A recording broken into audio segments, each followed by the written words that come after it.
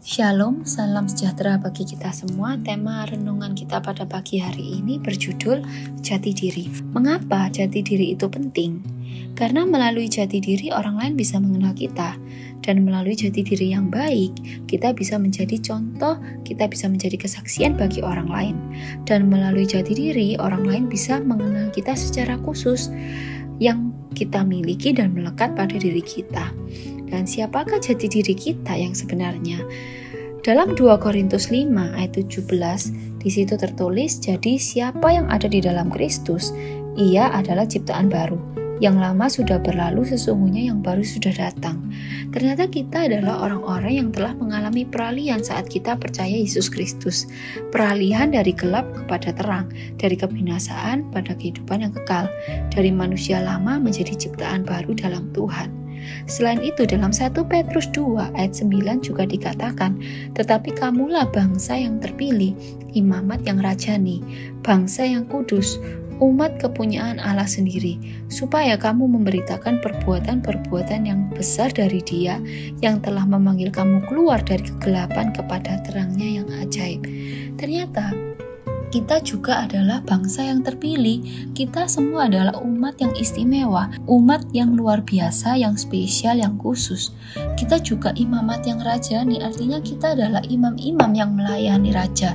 Tidak berbicara masalah gender, pendeta, pria, tua, muda, laki-laki atau perempuan. Selama kita telah percaya kepada Yesus Kristus, kita adalah imam-imam yang melayani raja. Selain itu, kita adalah bangsa yang kudus, orang percaya yang dipisahkan dari dunia agar menjadi milik Allah sepenuhnya. Kita juga adalah orang-orang yang telah diliputi oleh kemurnian, ketulusan, dan kasih yang sejati pada waktu kita datang pada Tuhan. Di situ juga tertulis kita adalah umat kepunyaan Allah sendiri, artinya kita milik Allah pribadi. Allah memiliki hak penuh bagi kita, dan kita tidak mempunyai hak atas hidup kita. Baik hidup dan mati, kita ini milik Tuhan. Dan bagaimana agar jati diri kita sebagai anak-anak Tuhan tetap terjaga dan tetap menjadi berkat buat orang lain? Yang pertama, mari kita harus tetap tinggal di dalam Tuhan, seperti ranting pada pokok anggur yang tertulis dalam Yohanes 15 ayat 4. Dan mari kita tetap hidup dalam persekutuan dengan Tuhan dan firman-Nya. Selain itu, mari kita juga menyediakan hati kita untuk mau dibentuk, untuk mau dibersihkan setiap hari dan setiap waktu. Mari kita rela menyangkal diri dan pikul salib setiap hari, serta membuang cara berpikir, kebiasaan berkata-kata, dan kebiasaan bertindak yang sia-sia. Dan yang pasti, mari kita tetap menghasilkan buah-buah yang dapat dinikmati orang lain, dan tetap berkaya bagi sesama untuk kemuliaan nama Tuhan. Dan sebagai pertanyaan dan perenungan kita pada pagi hari ini, siapakah kita semua? Siapakah saya? Siapakah saudara-saudara? Apakah kita adalah orang yang mudah khawatir? Apakah kita adalah orang yang mudah takut, panik pada waktu menghadapi masalah?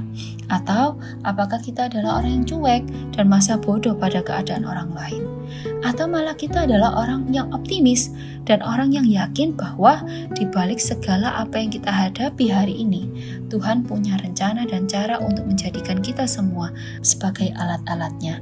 Mari saudara-saudara yang dikasihi Tuhan, kita sama-sama menjaga jati diri kita sebagai anak-anak Tuhan.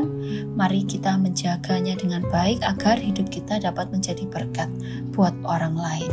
Amin.